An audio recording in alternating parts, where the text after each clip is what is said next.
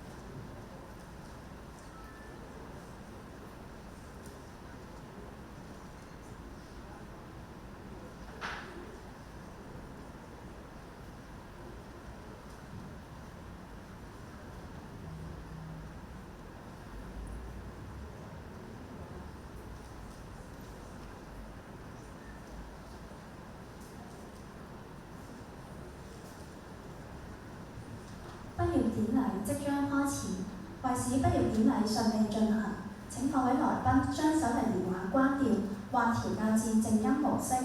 請各位來賓喺畢業典禮進行期間，切勿離開座位。本校會將過程錄影及拍攝照片，稍後會上載至學校網站，不便之處敬請原諒。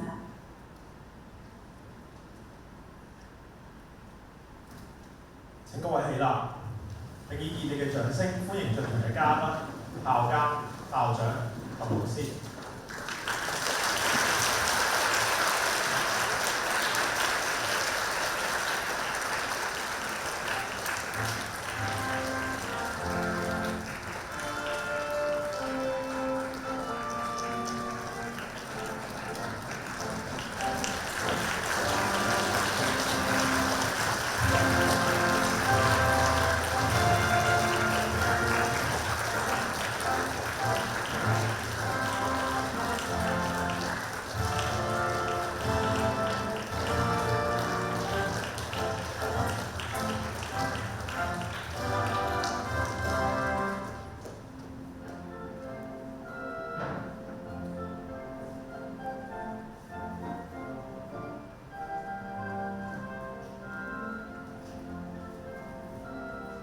2025至2026年度畢業典禮現在開始。現在先進行升旗禮儀式，將時間交俾黎雙雙老師。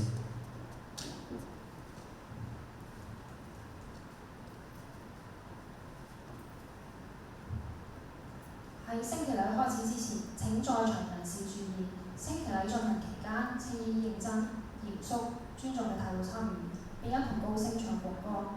現在升旗禮正式開始，請升旗隊進場。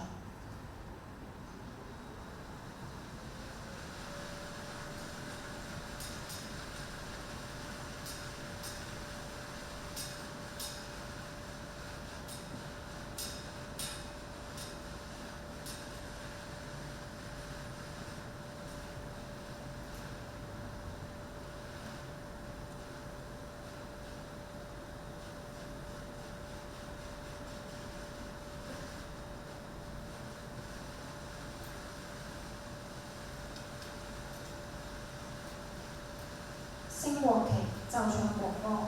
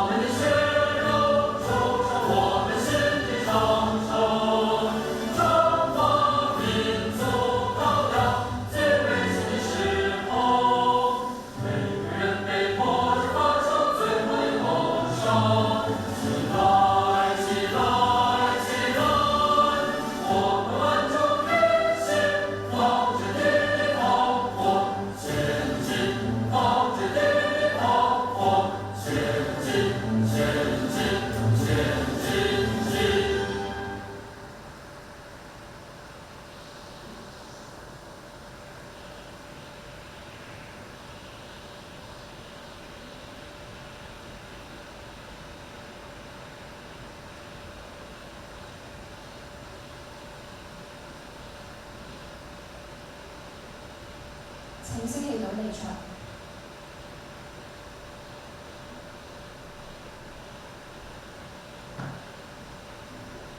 升旗禮結束，將時間交返俾司儀。多謝黎老師，請各位仍然保持站立。現在讓我們一同唱校歌。而家有請6S 班許樂晴同學同埋6G 班林天心同學上台領唱。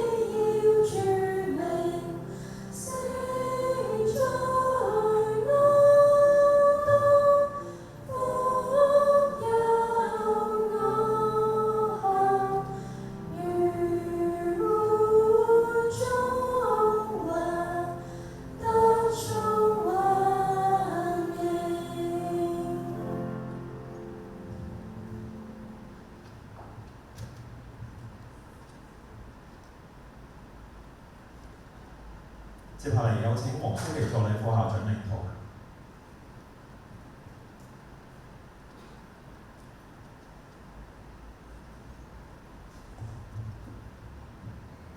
讓我哋收斂心神，同聲祈禱。因父及子及聖神之名，阿們。全能仁慈嘅天主，我哋感謝你，讚美你。感謝你喺過去嘅幾年內一直陪伴同埋引導我哋嘅畢業生，賜予佢哋智慧同埋力量，喺學習與生活之中不斷成長。我哋祈求你繼續照顧孩子們嘅前程，指引佢哋堅定地追隨你嘅足跡。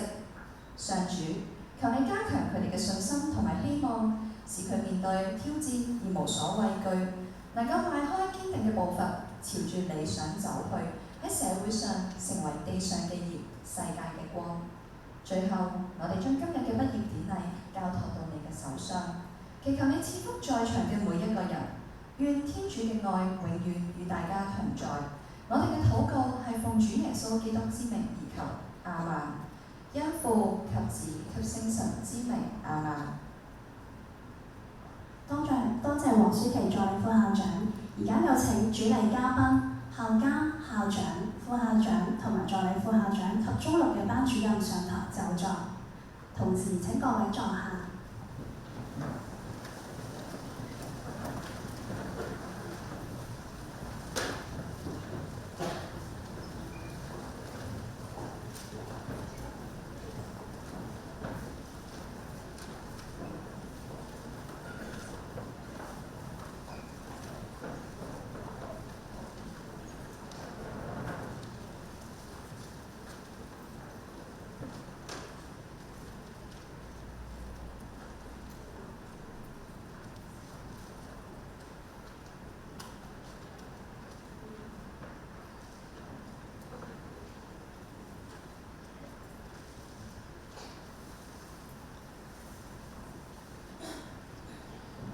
接下嚟有請校監黃思麗女士致歡迎詞。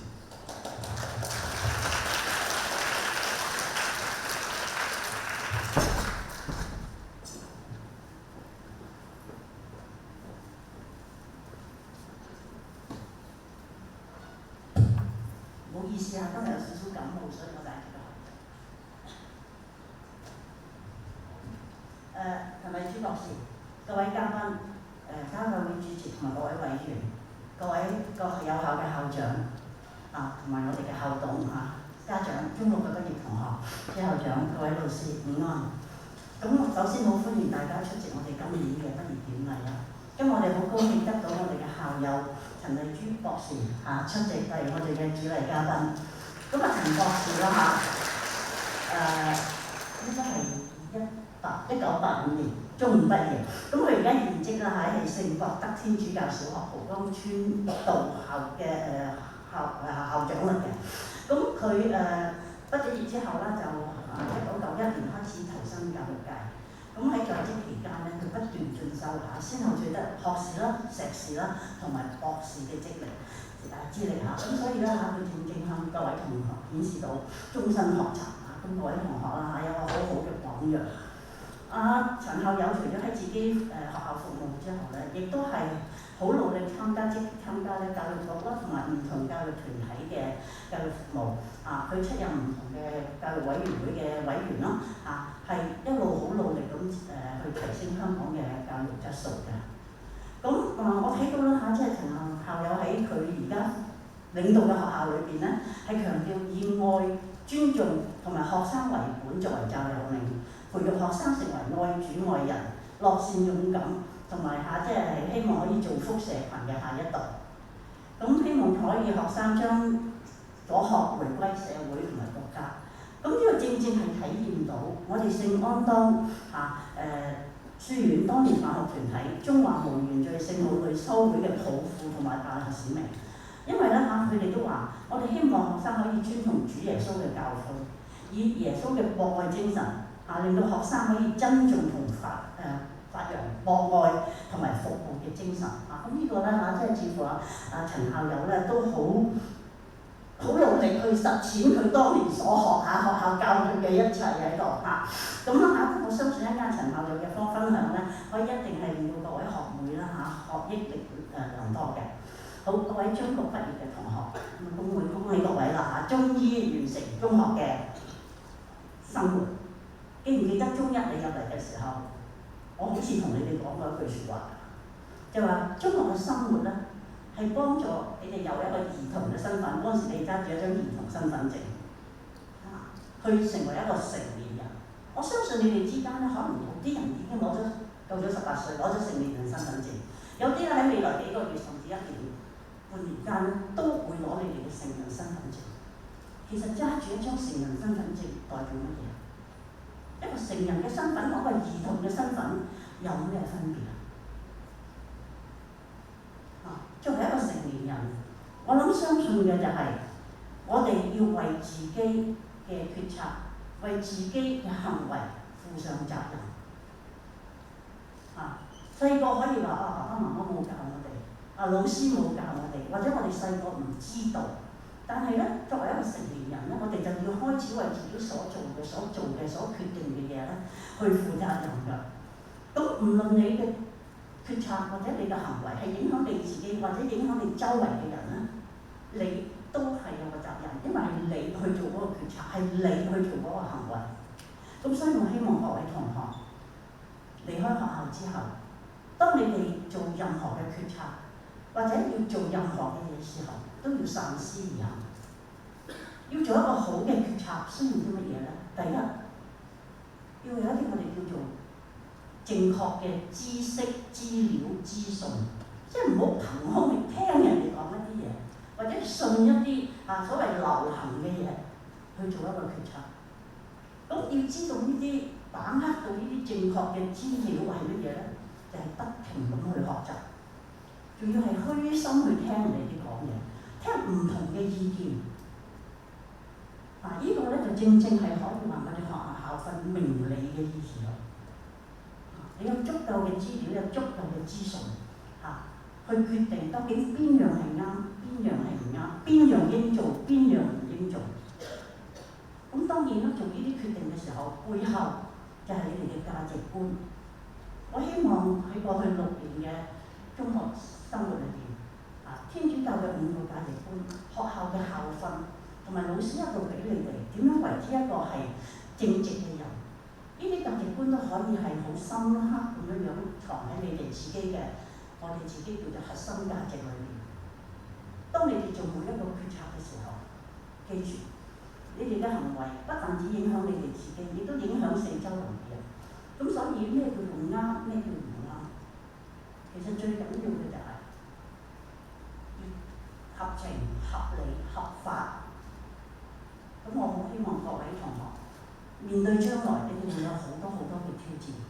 個世界變得好快，資訊傳得好快，我不停咁樣講。但係邊啲資訊可信，邊啲資訊唔可信，同埋而家 AI 嘅出現，我哋有幾依賴 AI？ 係 AI 控制我哋，一定係我哋控制 AI 咧？呢樣你哋要好清楚。如果唔係嘅時候好容易咧就俾一啲似假又唔知係似真，唔知係真定假。而家我哋見到啲嘢都唔知咩叫真係嘛？以前我哋話眼見為真，但係而家你見到張圖畫，嗰張圖畫係咪真嘅咧？我都唔知。咁所以咧，更加要考驗你哋嗰個決策能力。咁我相信各位同學，你哋係有嗰個能力嘅，但係最緊要就係你哋嘅價值觀。記住，我哋做任何嘅嘢都唔係為咗貪，唔係為咗一時嘅快感，而係我哋覺得呢樣嘢係咪循住我哋天主教5個價值教育同埋我哋自己心裏邊覺得我哋可以幫到人。記住，我哋要做一個利他嘅社會，係希望可以做到嘅嘢咧，對個社會對我哋周圍嘅人咧係有幫助嘅。咁我希望各位同學係可以做好呢樣嘢。咁同埋咧，我哋校訓裏邊嘅常樂，亦都話俾自己聽唔理我面對乜嘢困難，我都要用一個正面嘅態度。點樣受到挑戰，點樣受到挫折，我哋都可以企翻起嚟，由頭嚟過嘅，我哋係有希望嘅。咁我希望各位同學咧係前程似錦。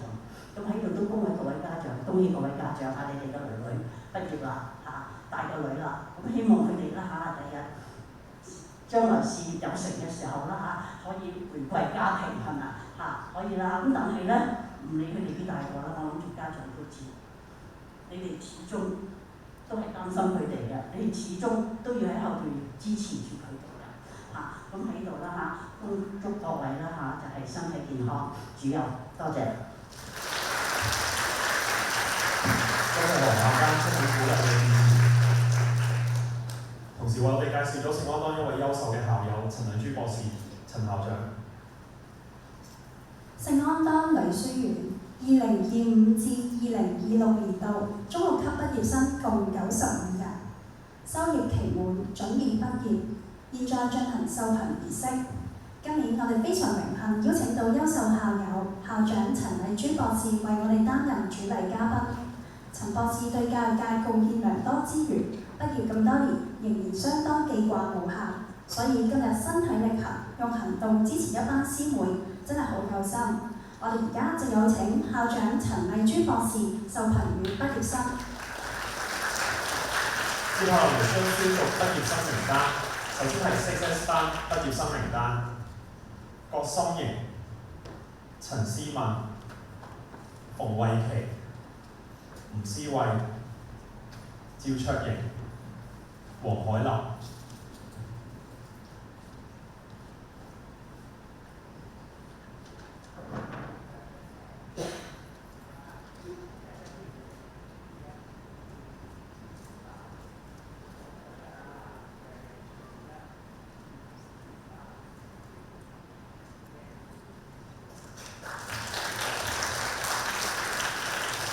許樂晴、李永如、葉欣琪、陳嫣如、蘇慧儀、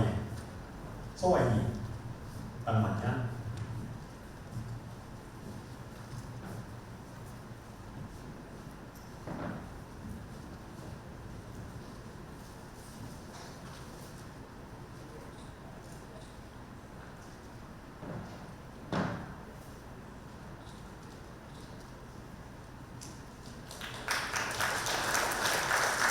高浩善、吳浩晴、黃晶、曾希敏、陳宇希、李子玲。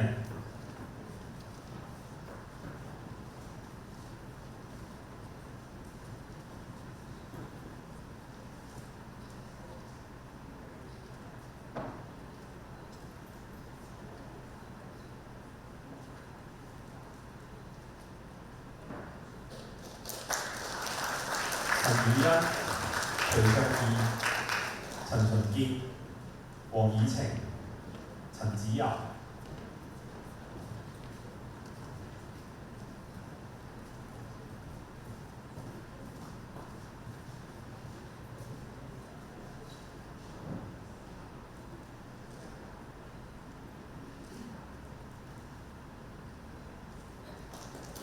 請識一畢業生及主禮嘉賓及班主任拍照留念。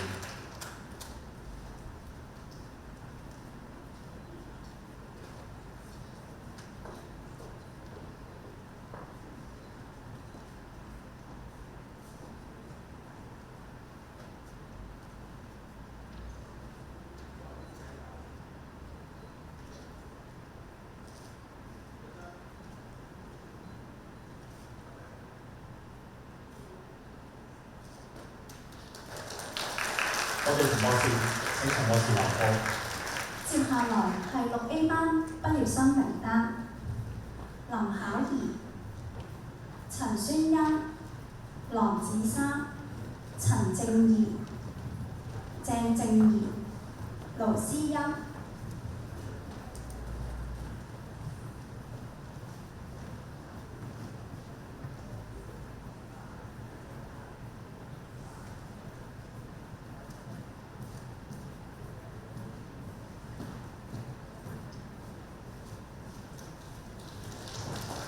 接住係黃偉玲、鄺婉瑩、周子正、林永橋、黃希允。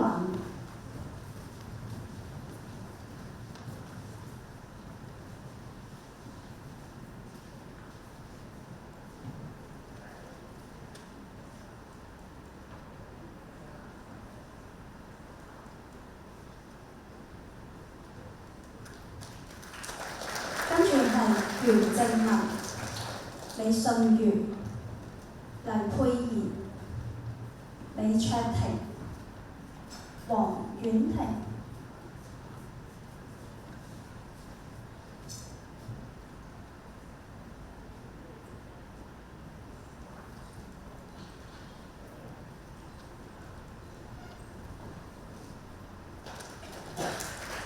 我哋請6A班畢業生同主禮嘉賓以及班主任拍照留念。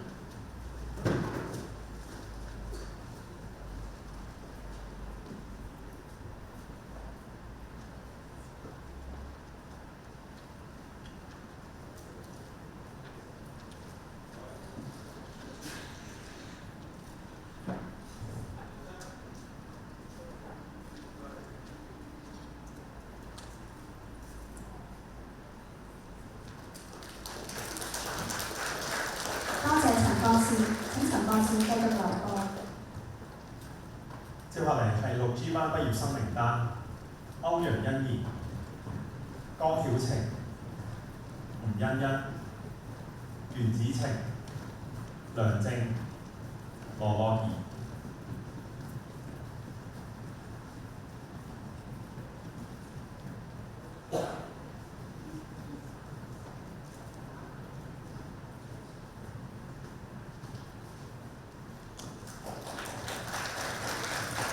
譚詠娜、鄧詠彤、李卓飛、石海瑩、羅樂彤、郭媛清。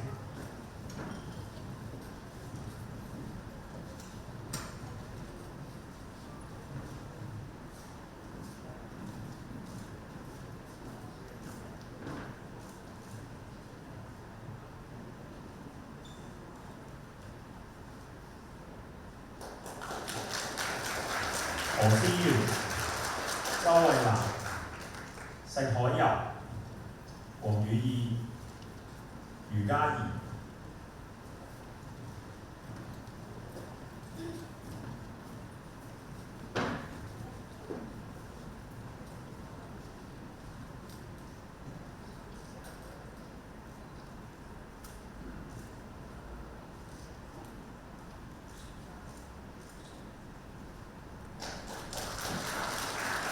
廖嘉琪、洪詠詩、賴子晴、林添心、侯佩芝。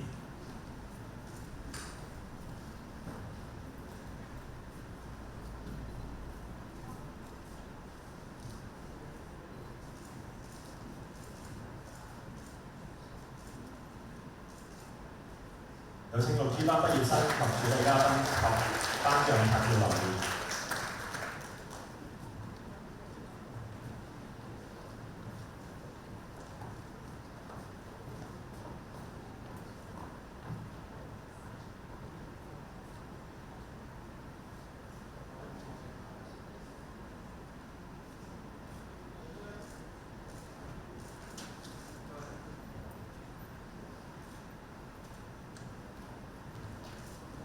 多謝陳博士，歡迎陳博士留步。接下來係6 C 班畢業生名單：姜詠心、陳婉儀、歐曉蘭、張英平、蔡佩琪、林子晴。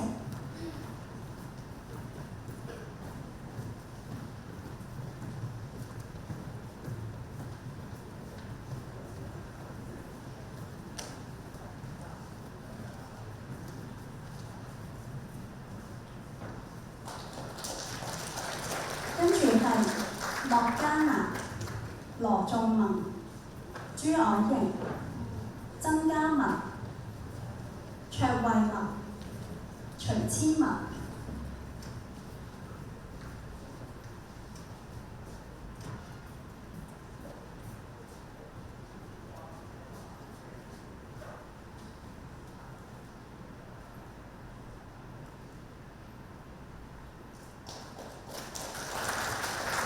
跟住係江子瑤、Ray Schumann、李容慈、徐欣琪、陳瑩。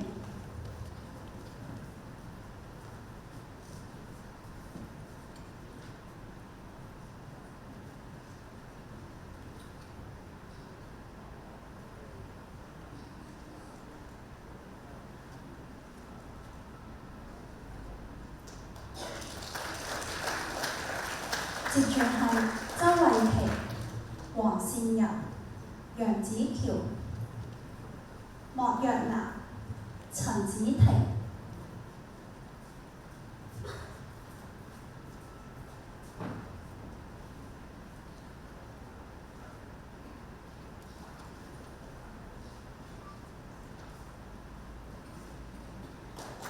請6 C 班畢業生同主禮嘉賓以及班主任拍照留念。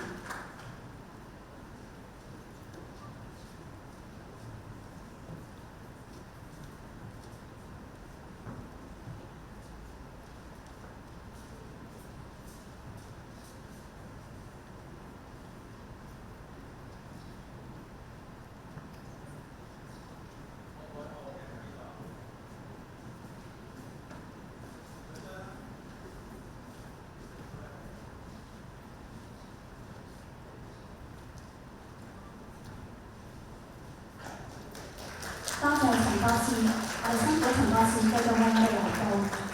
現在頒發中六級學科成績優異獎，恭請陳博士頒獎。6S 蘇心怡同學，蘇同學同時獲得英文、數學延伸部分單元2、3科學科成績優異獎。蘇同學今日因事未能出席。6S 吳思慧同學獲得物理科學科成績優異獎。6S 陳子柔同學獲得科學科化學科學科成績優異獎。6S 許樂晴同學獲得生物科學科成績優異獎。6A 鄭正儀同學獲得中文、歷史共2科成績優異獎。6G 袁子晴同學獲得企業會計與財務概論嘅學科成績優異獎。6G 侯佩芝同學獲得倫理與宗教科嘅學科成績優異獎。6C 莫嘉南同學獲得公民與社會發展、中國歷史、地理、旅遊與款待4科嘅學科成績優異獎。6C 卓慧文同學獲得經濟科嘅學科成績優異獎。6C 蔡佩琪同學獲得科技與生活、服裝、成衣與紡織嘅學科成績優異獎。最後係6C 李容慈同學獲得視覺藝術科嘅成績優異獎。恭喜晒得獎嘅同學。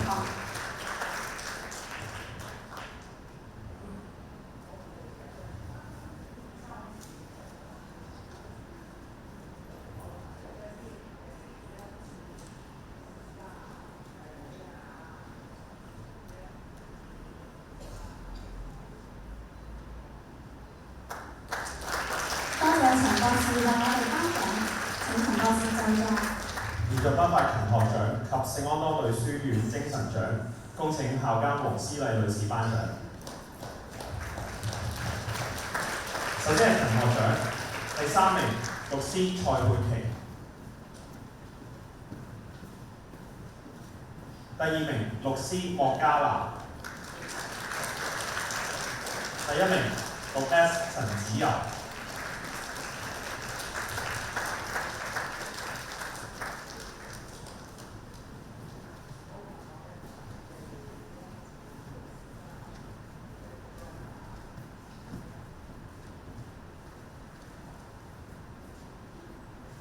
恭喜得獎嘅同學，有請黃校監留步。接住係聖安多女書院精神獎，呢個獎係表揚能夠實踐本校精神、明理純惡、關愛樂觀嘅同學嘅。獲獎嘅同學係6S 班陳子柔同學同埋6G 班林天心同學。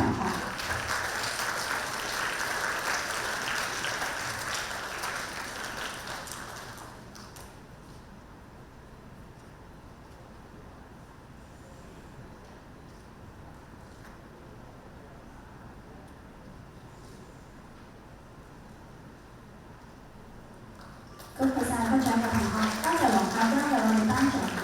現在頒發中6級校外獎項，恭請朱培良校長頒獎。首先係學術方面，獲得青苗基金青苗學界進步獎6G 歐陽欣怡，獲得 FMO 數學奧林匹克比賽2025消化學 6C 蔡佩琪，6G 袁子晴。獲得2025香港學界數學及奧數精英賽中六數學組銀獎6S 蘇心怡，蘇同學今日因事未能出席。獲得2025香港學界數學及奧數精英賽中六數學組銅獎6G 袁子晴。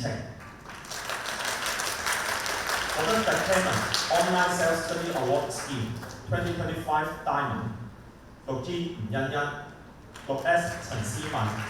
6S 徐翠怡，6S 李永元。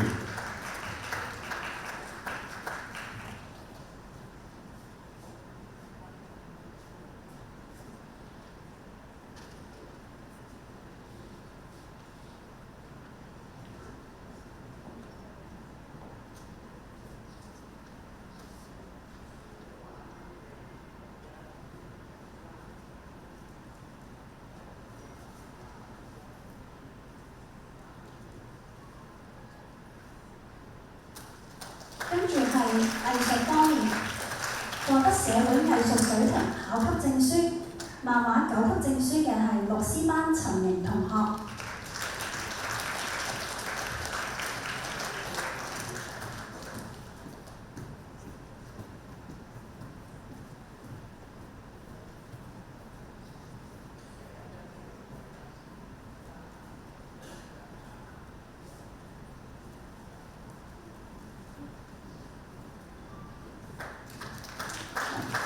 接住係體育方面，獲得中學校際田徑比賽女子甲組團體第3名嘅係6A 林永喬、6C 陳婉儀、6G 周慧娜、6G 林天心、6S 李子玲。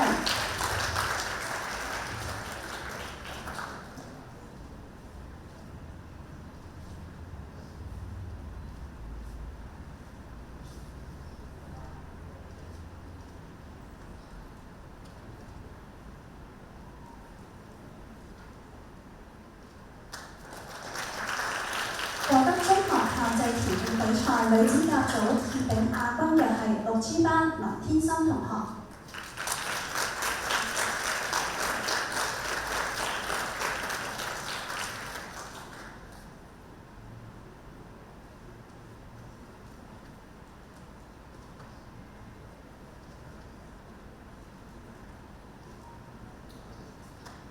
獲得觀塘區分齡田徑比賽2025女子青少年 C 組標槍季軍嘅係6G 周慧娜同學。周同學同時獲得觀塘區分齡田徑比賽2025女子青少年 C 組鉛球嘅冠軍。我哋一齊俾掌聲佢。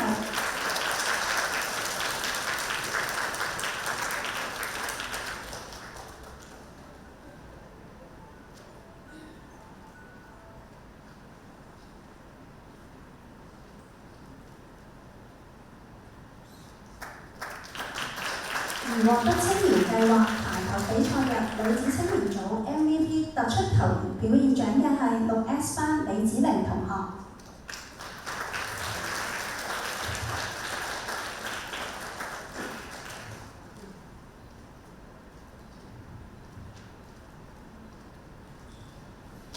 接住係服務方面，獲得公益少年團觀塘區2025週年頒獎禮暨週年會員大會2025年公益少年團傑出團員 6S 陳思敏。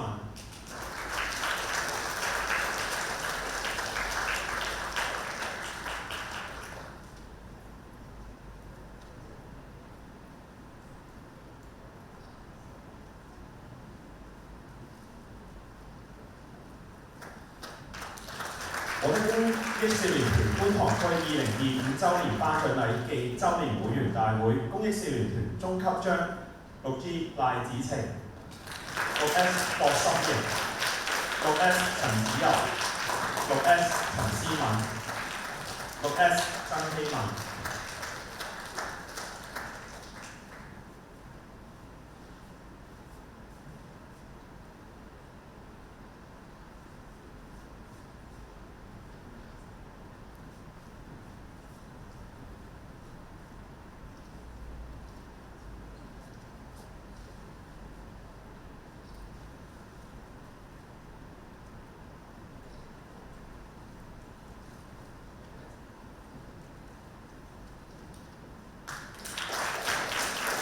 獲得2026年公益少年團週年大會操公益少年團高級章6S 郭心瑩、6S 陳子柔、6S 陳思敏。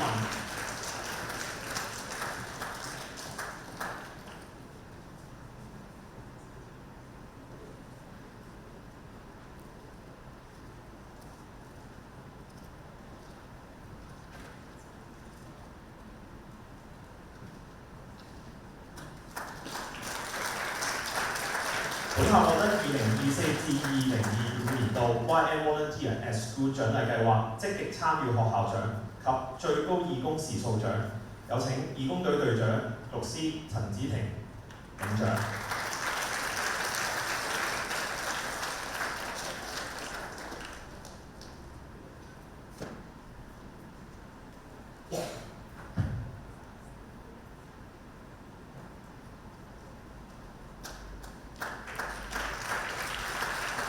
得香港紅十字會榮譽章律師曾嘉敏。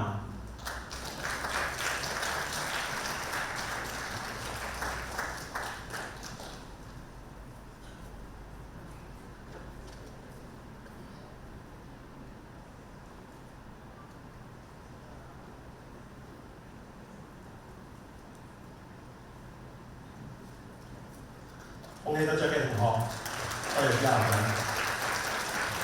現在請主禮嘉賓陳博士為我哋致訓詞，有請陳博士。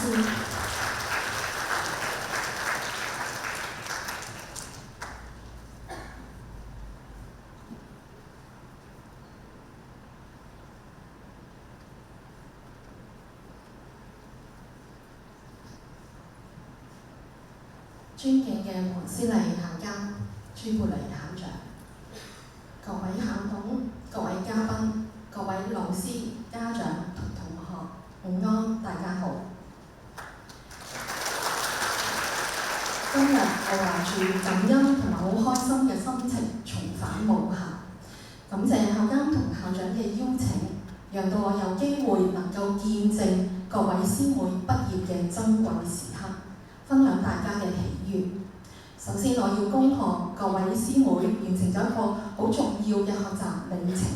經過6年嘅努力，終於迎來畢業嘅日子啦！俾啲掌聲自己先。今日你哋先係典禮嘅主角，同時我都想各位師妹俾啲掌聲去答謝呢6年嚟一直悉心教導同栽培你哋嘅校監、校長同老師，仲有喺背後默默支持同埋照顧你哋嘅父母同家人。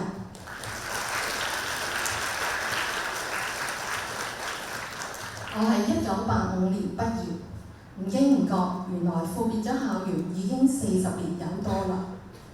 今日重回呢個成長嘅地方，勾起好多回憶。以往嘅校園生活片段逐步喺腦海度浮現，諗起當年自己喺家政堂煮嘅第一道菜係羅宋湯，縫紉堂做嘅第一份功課係圍裙，唔知而家係咪都係咁安排嘅呢？當年參加咗紅十字會，所以經常會喺操場練習步操，又試過同同學喺禮堂裏邊表演跳舞。同跟過學長去社區做服務，遇到有心事嘅時候，我就會喺聖母岩前祈禱。呢啲嘅情景至今仍然歷歷在目。小時候，媽媽打3份工養大我哋3姊妹，佢只係讀過1年書。佢經常同我講，有書讀好幸福，要俾心機讀書，返到學校要聽老師嘅話。而媽媽都深信天主教學校培育出嚟嘅學生人品都好好，人品好比任何嘢更加重要。所以佢幫我報讀嘅幼稚園係聖雅各伯幼稚園，小學係普澤小學，中學係聖安當女書院，都係天主教學校。所以我都係一個不折不扣嘅天主教學校出品。事實上，我喺聖安當嘅求學歲月最感恩，莫過於遇到一班良師益友。老師唔單止傳授我哋知識，仲會教導我哋待人處世應有嘅態度，培養我哋自律、自學、自強嘅精神。而同學之間都能夠互助互愛，建立深厚嘅友誼。到而家，我仍然會每一年定期同我中學同學一齊聚會。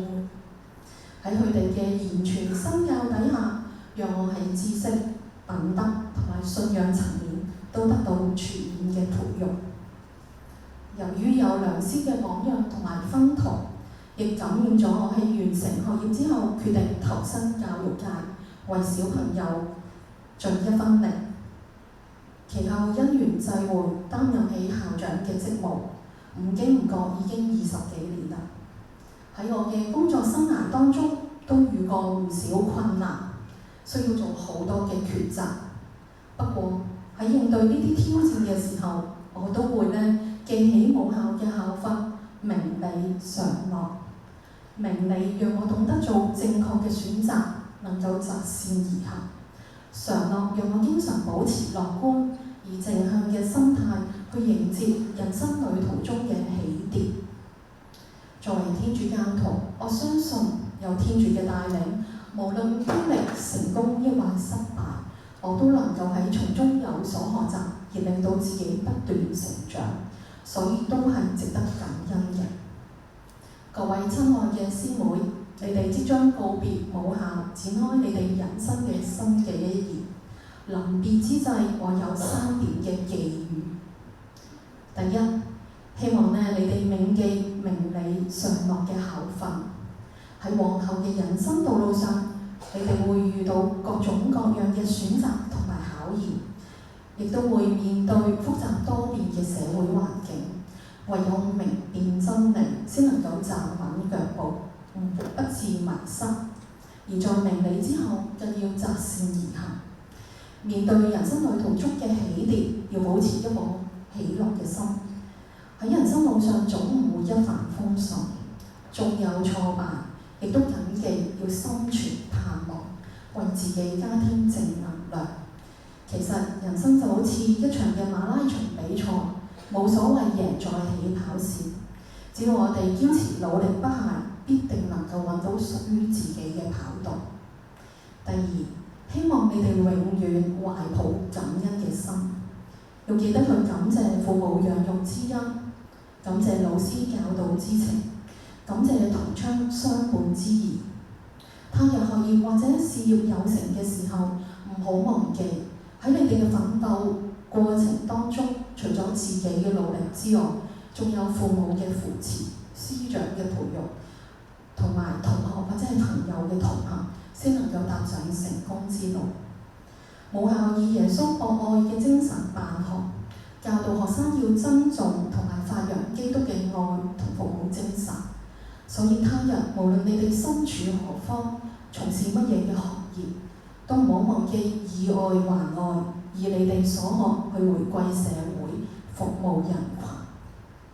第三，希望你哋勇敢去面對轉變，學會終身學習。世界正在急速變化，新科技、新知識層出不窮。香港同國家都面臨各種新嘅機遇同埋考驗，所以唔好將學習僅僅視為學生年代嘅任務，而係要將學習融入整個人生，持續不斷去學習，適應變化，以至可以與時並進。記住，成功無捷徑，只有憑住堅毅嘅意志同埋努力不懈，先能夠開創屬於自己嘅美好未來，活出豐盛嘅人生。最後，衷心祝願各位師妹鵬程萬里，主恩滿載，亦都祝在座嘅每一位身心康泰，主愛滿盈。多謝各位。多謝陳博士，請陳博士留步，接受畢業班代表獻上紀念品。有請畢業班代表律師陳子婷。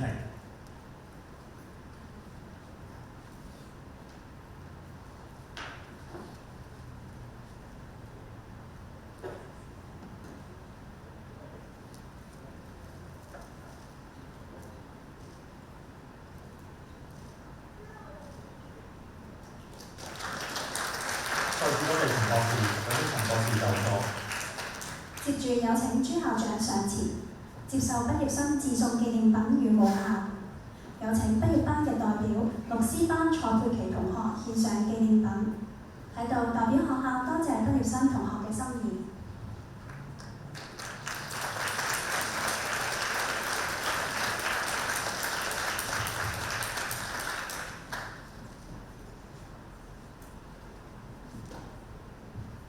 多謝朱校長，請朱校長留步並致謝詞。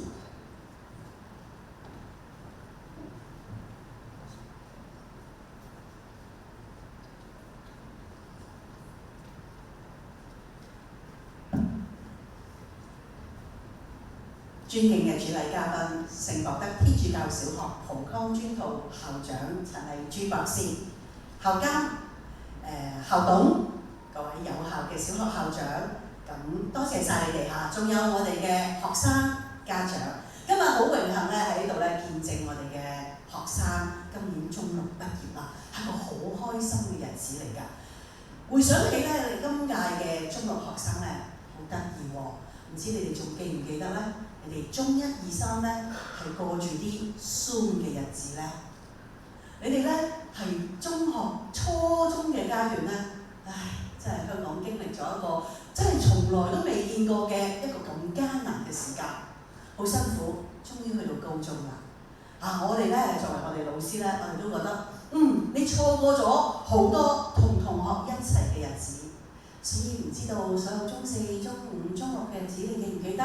我哋帶咗你去海洋公園啊、迪士尼啊，我哋盡量將呢啲嘅日子都彌補翻俾大家。除此之外咧，隨住疫情好咗好多咧，我相信呢度好多同學都係跟咗老師去咗瀋陽啦、西安啦、哈爾濱啦，去咗好多地方。我好相信一樣嘢，書本當然係好緊要啦，要讀知識當然好重要啦。但係你有更遠大，放眼四方，望見呢個世界咧，更加開心。今日咧坐喺度嘅家長，你知唔知道咧？我哋啱啱有幾位嘅同學咧，啱啱跟咗麥潤壽先生咧去完冰島、挪威，去睇呢個世界，落機只係2日嘅咋。咁我好相信一樣嘢，各位畢業生，你哋咧係將會迎臨你人生另外新嘅一頁。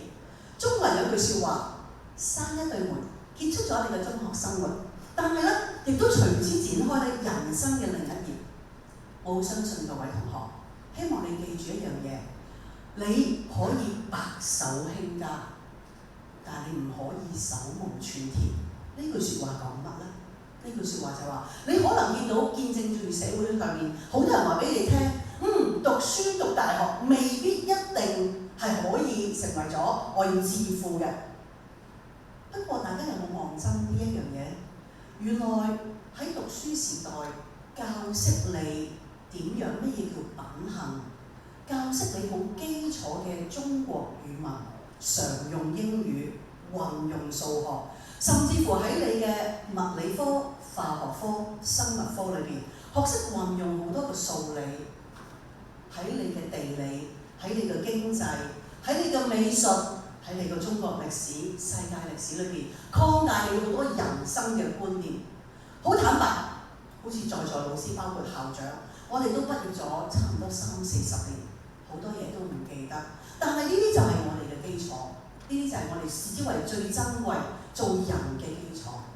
好盼望每一位中六嘅同學，好希望你繼續追你嘅夢，繼續去發掘你嘅潛能，去開拓你無窮無盡嘅人生觀。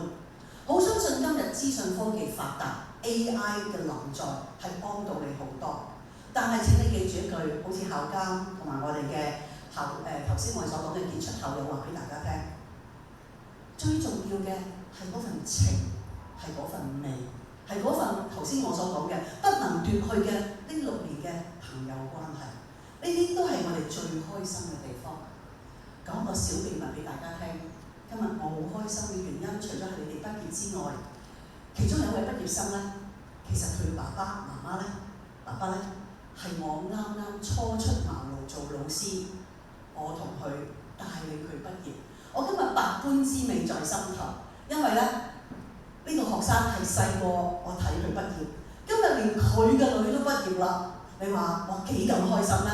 祝願所以頭先我所講，好多都係多謝父母，你帶領住你嘅細佬哥同佢一齊同步成長。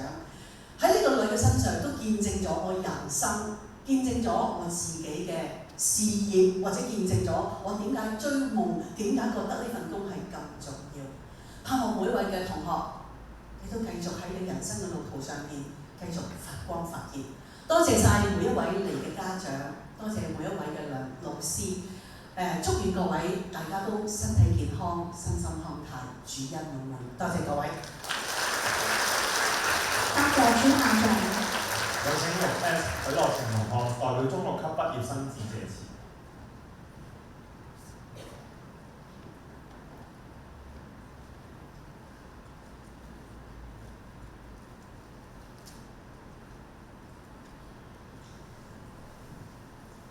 Good afternoon, honorable guests, Dr. Chan, principal, parents, teachers, and my fellow Form 6 graduates.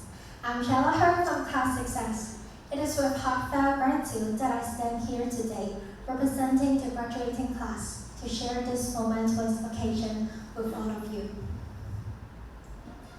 Reflecting on these 6 meaningful years at St. Antonius Girls College, years that fell by so quickly, yet were so profound and filled with challenges, I realize how truly unforgettable this journey has been.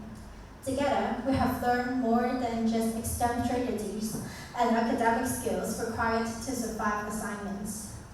We have discovered something much more valuable: the importance of embracing our unique identities, nurturing lifelong friendships, and living authentically to make our days brighter and more fulfilling. Studying can undoubtedly be exhausting, especially in such a competitive environment. Yet, I genuinely believe that in the future, we will look back on these days as some of the most cherished moments of our life. Spending time with friends and enjoying a temporary safe haven from the worries of the future has laid the foundation of our growth. Within this supportive space, we have grown personally and have become intellectually curious. I feel incredibly grateful to have grown up here in Hong Kong, where we, as young women, are empowered with the support and opportunities to explore, dream, and define who we want to be. At this milestone, let us take a moment to thank our wonderful teachers and parents. Thank you for your unwavering support, encouragement, and infinite patience. Your dedication, whether it was answering our endless questions or guiding us through our academic and personal ups and downs, remind us of how complex and heartfelt the journey of education and parenting truly is. And let us also celebrate ourselves. Let us give ourselves credit for persevering through every obstacle and setbacks to reach this triumphant moment today. From my perspective, it is entirely natural to feel a little lost or uncertain about what lies ahead. As the beautiful song by JFFT and Yvonne Wong reminds us, experience points increases every day. This is a wonderful reminder that our personal growth does not stop when we leave the school gates. We continue to level up in life every single day. While it is easy to worry about the future, welcoming our imperfections can actually make our journeys much more meaningful. As we look back at our collective memories, both the joyful milestones and the tough times, we can see how every single experience has shaped us, helping us mature from the tentative fresh-faced students into resilient individuals ready to adapt to the world. We are all stepping forward into a wider society, and when even the path ahead feels grand or unfamiliar, we will continue to move forward, steadily and courageously, step by step. Sometimes, simple words of comfort feel inadequate when we face stress. Like many of you, I have worried about striving to keep up or meeting the high expectations of society. Yet, I truly believe that happiness and inner peace are the true keys to a fulfilling life. While the path ahead may be uncertain, the small joys we discover along the way and the strength of character we build will fill our life with purpose. As a graduate standing on this stage, I won't pretend to have a perfect blueprint or detailed advice for what comes next. Like all of you, I'm simply standing at the starting line, doing my absolute best. However, I sincerely hope that our shared memories inspire kindness and hope in your hearts, widening our horizons as we look toward the future. Thank you for sharing this beautiful moment with us. Let us cherish these final days of secondary school. Soon, we will go our separate ways to pursue our respective dreams. May our shared experience fuel our passion until we meet again under the sun, where we will sit down, reminisce, and laugh about our unforgettable secondary school stories. Thank you very much for today. 多謝佢同學。接下嚟，全體畢業生會獻唱歌曲《Old Lang Syne》。呢首歌係一首低地蘇格蘭語嘅離歌 ，Old Lang Syne，即係友誼萬歲。希望畢業生喺唱歌嘅時候回想一下呢6年學校難忘嘅時光，同埋同同學互勵互勉嘅真摯感情。而家我哋有請6S 班許樂晴同學同埋6G 班林天心同學上台領唱，請所有畢業生起立同唱畢業歌。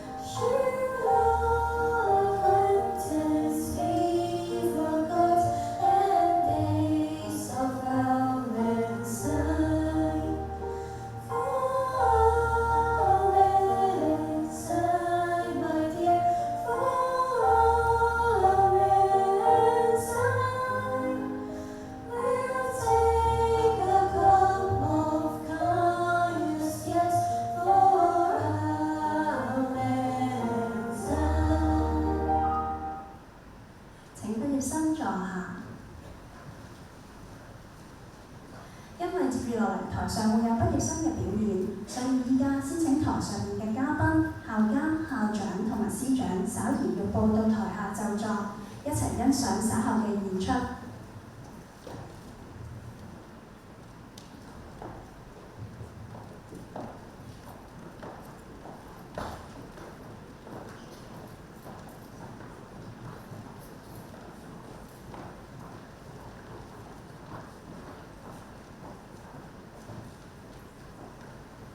咁我哋好高興邀請咗幾位中6嘅同學為大家表演。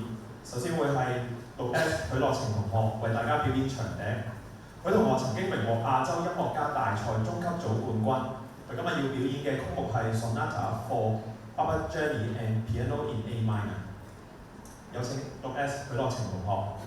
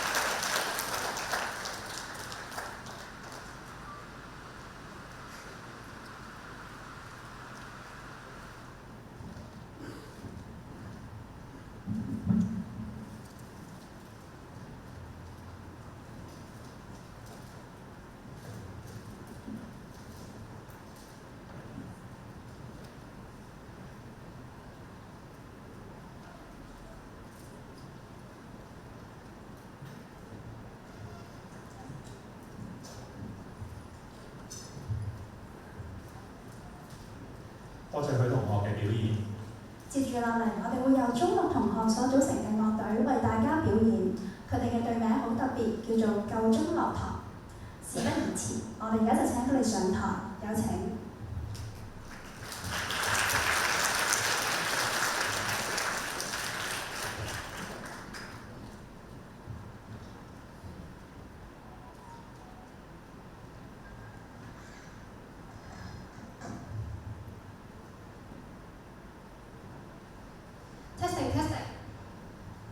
Hello， 大家好啊！我哋係今日嘅畢業生 band 隊，夠鐘落堂。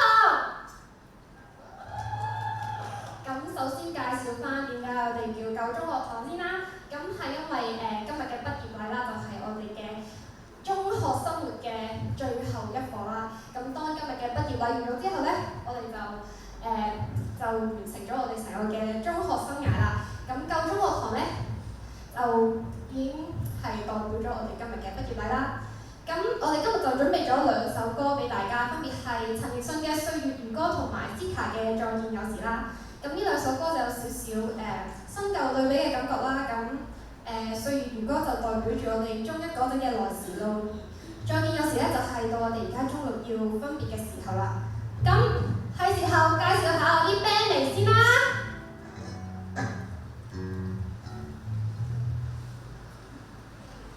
好，首先有我哋嘅木箱鼓手子婷，貝手阿玲，木吉他手 Minnie， 琴手阿 Vina， 同埋我吉他手 Emma。咁事不宜遲，就開始我哋嘅第一首歌《歲月如歌》，希望大家 enjoy。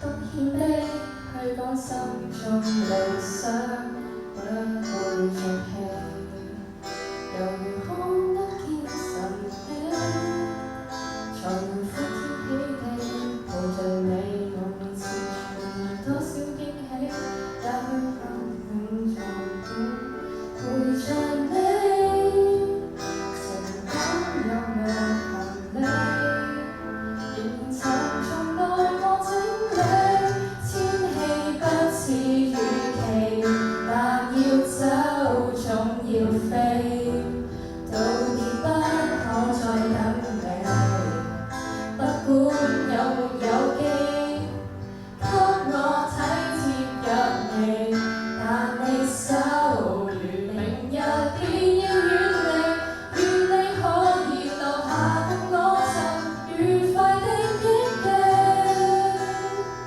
當世事再沒完美，可願在歲月如歌中找你？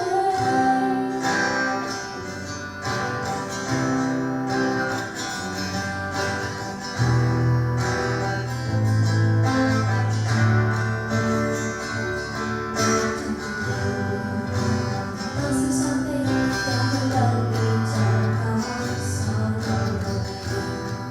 同時放鬆我自己，從那天走地，從未我説過，如何跟你高飛，這天只剩我走，還是你，成功有勇氣，沉重多整理，天氣不似預期，但要走總要飛，道別不可再等你。不管有沒有機，給我體貼入微，但你手如明日便要遠離，願你可以留下共我曾愉快的憶記。當世事再沒完美，可願在歲月如歌中找你？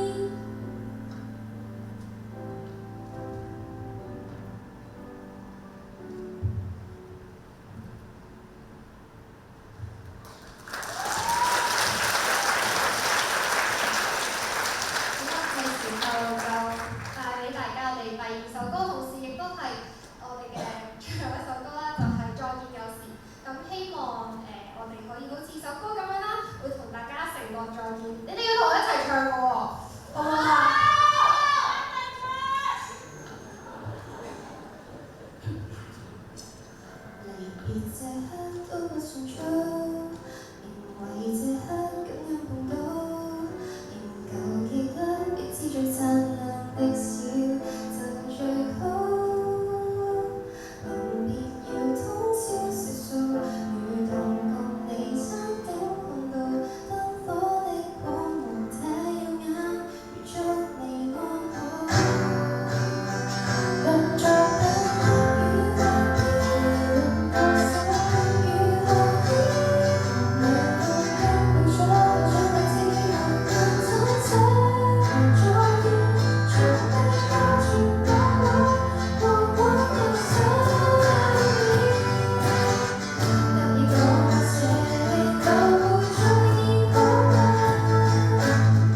發誓光明仍舊拒絕不說大話，無論將腳幾遠踏到荒漠，都是情緒對嗎？